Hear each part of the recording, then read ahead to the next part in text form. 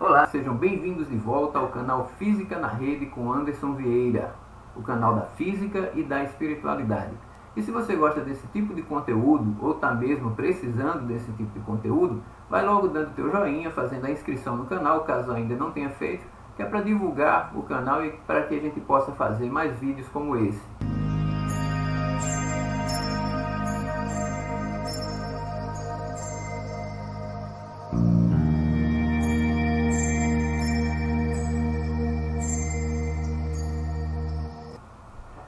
Vocês já pararam para observar a quantidade de eventos na natureza que são cíclicos, ou seja, que se repetem com o tempo, desde o movimento dos ponteiros do relógio até o movimento da Terra em torno do Sol ou em torno do seu próprio eixo, a natureza em suas estações repetindo sempre de períodos em períodos iguais. São esses movimentos que chamamos de movimentos circulares e são esses movimentos que nós vamos estudar nesta aula. Vamos compreender a dinâmica e a cinemática deste tipo de movimento e ver como podemos aplicá-los em outros eventos que a natureza proporciona. Para o corpo que está se deslocando em trajetória circular, nós temos que apresentar algumas grandezas, que são grandezas que se relacionam com aquelas grandezas lá do movimento retilíneo uniforme, do movimento linear. Primeiro, quando o corpo está na trajetória circular de raio R, como essa aqui da figura, ele vai ter que partir de algum lugar. Eu estou colocando para que esse corpo parta dessa posição aqui que eu estou chamando, olha, de φ1. Esse φ designa um ângulo que este raio aqui forma com um eixo horizontal. Nada mais é do que um ângulo. E é medido em radianos para esse tipo de grandeza. Quando esse corpo sai dessa posição aqui, ó, da posição φ1, ele vai até a posição φ2 em sentido anti-horário. E esse φ2 é outro ângulo que esse outro raio forma com o eixo x dessa trajetória. Tá? Então, eu posso dizer que no momento 1, esse corpo estava numa posição angular, que eu vou chamar aqui de φ1, aqui nessa nossa tabela, no momento T1, tá vendo? E nesse momento, ele estava na posição S1, uma posição escalar S1. Que posição é essa? É a distância desse ponto aqui, desse ponto 0, até o lugar onde ele se encontra no momento em que iniciou o movimento. No momento 2, ele está na posição angular φ2 e também numa posição escalar S2. O que nós observamos é que de T1 para T2 houve uma variação do ângulo, que eu vou chamar de ΔΦ, nada mais é do que o φ final menos o φ inicial, ou seja, o φ2 menos o φ1, e houve uma variação da posição escalar dele, que a gente já conhece como chama de ΔS, que é a posição final dele, menos a posição inicial, naquela trajetória que ele vem descrevendo. A partir dessa tabela, nós podemos definir o que é a velocidade angular desse corpo e também relembrar o que é a velocidade escalar do corpo. Então vamos lá. Velocidade é tudo aquilo que a gente chama de rapidez. É a medida da rapidez de qualquer coisa em relação ao tempo. Tá? Então quando eu digo aqui, olha, vamos só relembrando a velocidade escalar primeiro. Lembra que lá no início da cinemática a gente define a velocidade escalar como sendo um ΔS sobre um ΔT. Ou seja, a variação espacial do corpo sobre o intervalo de tempo que foi gasto nesta variação, neste movimento que ele fez da posição 1 para a posição 2, que no caso aqui dessa figura é essa distância aqui, ó, definida por este arco de círculo de 1 até 2. Da mesma maneira, a velocidade angular vai ser definida por uma rapidez, mas uma rapidez de quê? Da variação do ângulo em função do tempo. Que ângulo? O ângulo φ, o ângulo de posição angular que foi definido no início desta aula. Então, olha, eu posso dizer que esta velocidade angular, que eu vou chamar de ômega, é a variação do ângulo de posição dele, o corpo, sobre o intervalo de tempo que foi gasto nessa variação. Ok? Como você pode ver, ângulo é medido em radianos, tá? Radianos. E o tempo é medido em segundo. Então, a unidade de velocidade angular é o radianos por segundo, tá bom? lembra sempre de transformar o ângulo para radianos. Eu não posso utilizar, por exemplo, se o ângulo de variação foi 90 graus, eu não posso utilizar 90 graus. Eu vou fazer a transformação para radianos, que o que é? É π sobre 2 radianos. Tá ok? Todo ângulo que for dado em grau, transforma para radiano antes de jogar na equação, porque nesta equação, nesta fórmula da velocidade angular, precisamos ter o ângulo em radianos. Não esqueça disso. Eu sei que vocês já devem estar perguntando assim: há uma relação entre a posição escalar e a posição angular do corpo na trajetória circular? Eu digo para vocês que sim, e é esta relação que vai definir a relação entre a velocidade escalar desse corpo e a velocidade angular. Porque, evidentemente, quando o corpo se desloca de uma posição para outra, ele varia o ângulo com que ele descreve essa trajetória. Ou seja, se ele tem velocidade para sair de uma posição para outra, velocidade escalar, obviamente, se o ângulo muda junto com essa mudança de posição escalar, a velocidade angular também vai existir. E essa velocidade angular vai depender da velocidade escalar do corpo na trajetória que ele está descrevendo. A geometria plana nos assegura uma relação que existe entre um arco de círculo e o ângulo que é preciso se ter para definir aquele arco de círculo. Aqui, olha, no nosso problema, eu tenho um corpo que saiu da posição 1 para a posição 2. Ou seja, ele descreveu essa distância aqui, que eu posso chamar de ΔS, tá certo? E para isso foi necessário que o ângulo mudasse, a posição angular mudasse, definindo este ângulo aqui que eu acabei de desenhar, que eu vou chamar de ΔΦ. Lá da geometria plana, eu posso dizer que esse ΔS é a multiplicação do raio da trajetória pela variação angular que o corpo sofre quando sai da posição 1 para a posição 2. E aí eu posso fazer uma divisão. Se eu dividir toda esta equação pelo intervalo de tempo que o corpo gasta para sair da posição 1 para a posição 2, eu posso ficar assim, ó, com esta equação escrita dessa maneira: ΔS sobre ΔT, e aqui eu tenho R que multiplica ΔΦ sobre ΔT. E nós já sabemos que o que se mede em relação ao tempo é uma rapidez. No caso ΔS sobre ΔT, a gente chama essa rapidez de velocidade escalar. E no caso de ΔΦ sobre ΔT, eu posso repetir o R aqui, ficar com ΔΦ sobre ΔT. Esta relação é o ômega, a velocidade angular do corpo, que fica escrita dessa maneira.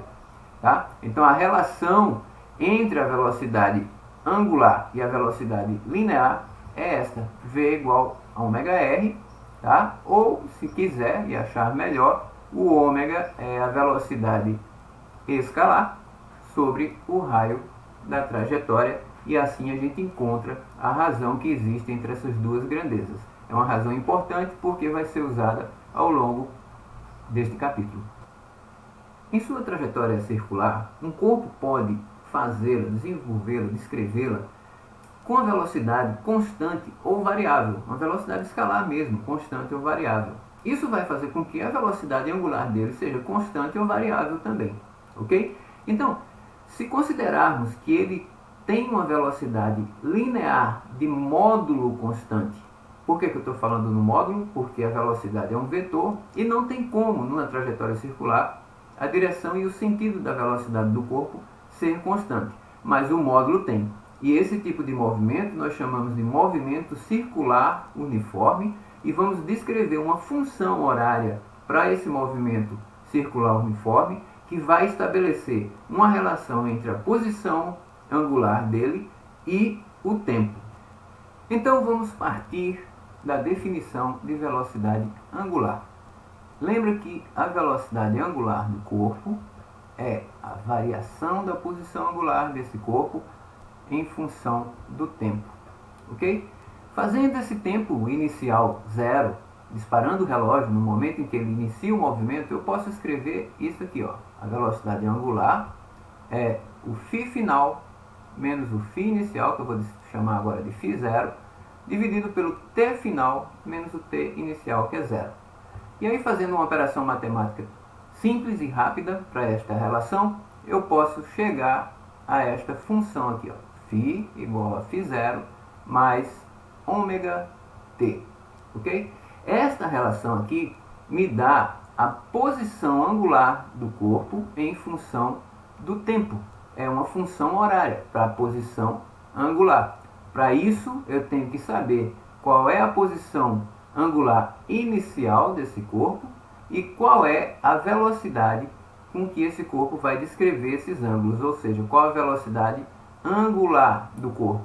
São as condições iniciais que vão me trazer esta relação da posição angular com o tempo.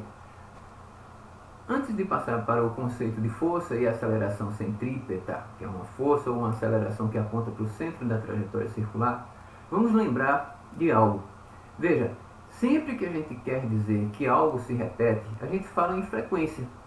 E para toda repetição existe um período que se gasta para repetir o movimento.